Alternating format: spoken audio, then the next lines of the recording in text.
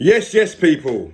It's Jacob on the one up top, reporting after the game at Etihad, where the result was Man City 0, Tottenham Hotspur 2. Now, before I start the video, let's do a little thing, yeah? Less of that! What a result, what a performance. Have that. Two more songs. Well, one more song. It's happened again.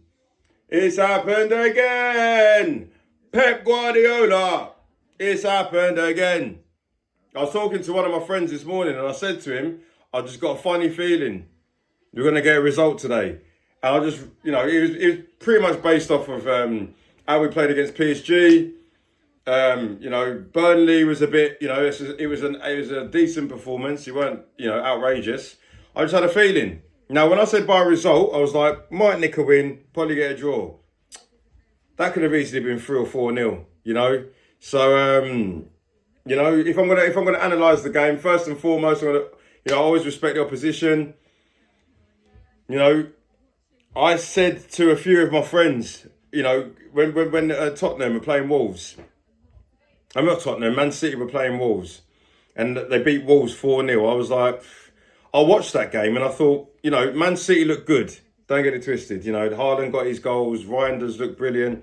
But I saw something in that where I thought Wolves were playing fire against fire. So they were like, we're Wolves, you're Man City.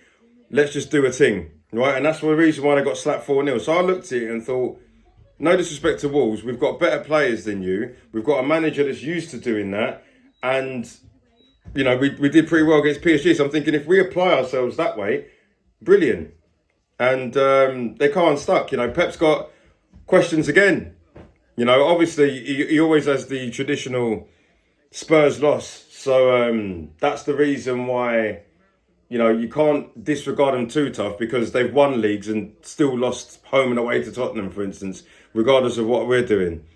But I look at them and think it was too predictable. You listen to the commentary. You knew what Doku was going to do. You knew what Foden was going to do. Sarr flattered to deceive. Reinders, he would have thought this Premier League is easy. Found out quite quickly it's not. So when I look at Man City, they were very predictable. Haaland, again, I've been critical of Pep's football because the amount of times where Haaland could have just been fed. And if he'd been fed half of the times he was through, different game, I'm telling you. But Pep don't want to do that. That's why I look at how we play against him. I just know that we can get a result as long as we take our chances. And that's what we did. When I look at it, normally I'll be critical of some of our players. I can't be.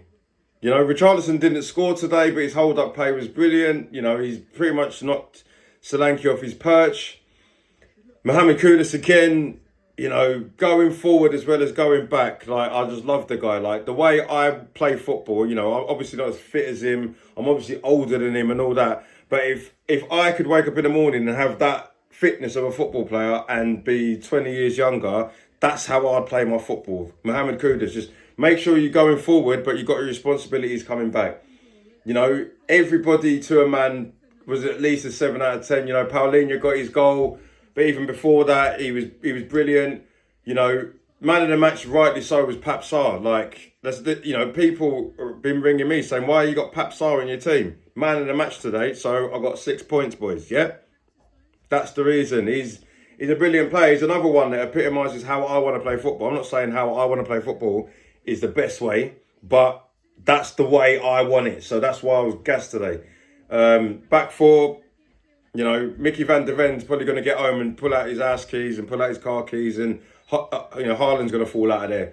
Haaland didn't do nothing. Pedro Porro again looks better defensively. Jed Spence again, no matter who come against him, because for me, Man City's best player today was Oscar Bob. Had nothing, no answers, nothing. And of course, it's early in the season, so I'm not going to sit there and say, Tottenham, people start talking about Tottenham winning the league and all that stuff. It doesn't matter whether you're Arsenal, Tottenham, Chelsea, Man United, Man City, Liverpool. You can't really chat about where you're going to be until, sort of 15, 20 games into the season. But we needed performances like that. And the most important thing for me, which I'm gassed off, which I'm speaking to my son about, is the fact that we've kept a clean sheet 2 games in a row. I can't even remember. I'm quite confident that it was either under Poch or Conte was the last time we spent 2 games without conceding a goal. And not only not conceding a goal, confidently not conceding a goal. Like Burnley realistically carried as much threat as Man City today. That's because of the way we've been set up. You know, I cried about it for ages last season. And if you go back on my videos, you'll see why we're not doing a back five. Why are we not doing a midfield three that's all, you know, defensive and box to box and no creativity and they just nullify the opposition? Why are we not doing that? But Thomas Frank just said, he did what I've said in this game alone. We went to a back five. He brought Danso in to shore it up. We started off with a midfield three. He brought Bergvall in to make it a midfield four. Do you get what I'm saying? Kudos comes off and we can give him a round of applause because you've done your business, but he knows his job as well. He weren't doing that at West Ham. West Ham fans were telling me these geezer's too much of a maverick, and if you're under the cosh, he's a problem. I didn't see that today, and I didn't see that against Burnley, and I definitely didn't see that against PSG. So, you know, what a performance. What a coach. I want to shout out the coach because I look at that and I was saying it to my son again. If we had Ange, we might have scored more goals, but we probably would have lost 5-3 because there's no way that defensive setup was set up. The only time I've seen Ange set us up like that is when we needed to, you know, in a cup final against Frankfurt, where he was looking out for himself. But for me, Thomas Frank is doing this week in, week out, and I'm gassed. So, yeah, we're going to go to Bournemouth next week. I think that'll be a harder game than it is now because Bournemouth are a sound team. They push forward. They got very good players in Semenyo, Evan Nilsson, all those guys. But yeah, I'm going to go and enjoy my weekend with my kids now. I'll give you another one of those and another one of those. And hopefully I'm putting this out if we win something special again. Champions of Europe, you'll never sing that. Get in there. Jacob on the one up top. Come on, you Spurs.